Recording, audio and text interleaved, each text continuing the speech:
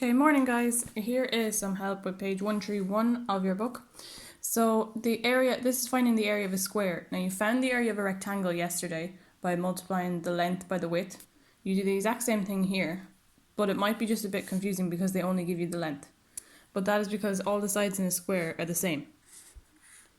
So if they only give you the length here is 5 meters, so you know that all of these are 5 meters. So the area of this is going to be 5 by 5, which is 25 meters squared. So don't get confused because they don't give you the width. So they ask you for the area and the perimeter. So the area is all that it covers on the inside, but the perimeter is just the length of the outside. So we know all of these are 5 meters. So to get the perimeter, all we have to do is 5 plus 5 plus 5 plus 5. So 5 times 4. So the perimeter is 20 meters. That doesn't need to be in meters squared. Okay, the next bit is this area of regular shapes. Now be careful with this, okay, because if you're finding the perimeter of it, yeah, you could add 10 plus 10 plus 5 plus 7, but they've left out this bit and this bit. So they give you a little bit to figure out. Okay, so I've drawn it out here. So 10 plus 10 plus 5 plus 7. You have to be a bit clever here now. So we know that this full side is 10. Okay, and they have 5 taken out here, and then whatever's left over. So this bit left over must be another 5 because it would make up the full 10 then. So we know that's 5. And this bit, the whole bit down here is 10. And we've 7 taken out here. So 7 plus this little bit would be 10. So this bit here must be 3. So now you can add together all of that shape for the perimeter. So what I would do to find the area then in this one is I would make it into 2 rectangles.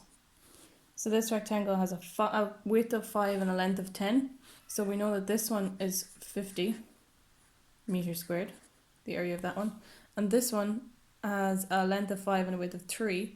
So that has an area of 15. So the whole thing altogether has 50 and 15, which is 65 meters squared altogether. So if you can break it off into 2 rectangles. Okay, so I'm going to help you with this one as well because I know these are a bit difficult. So I've drawn this shape out here. Now, what we're missing is the length of this and the length of this across the bottom here.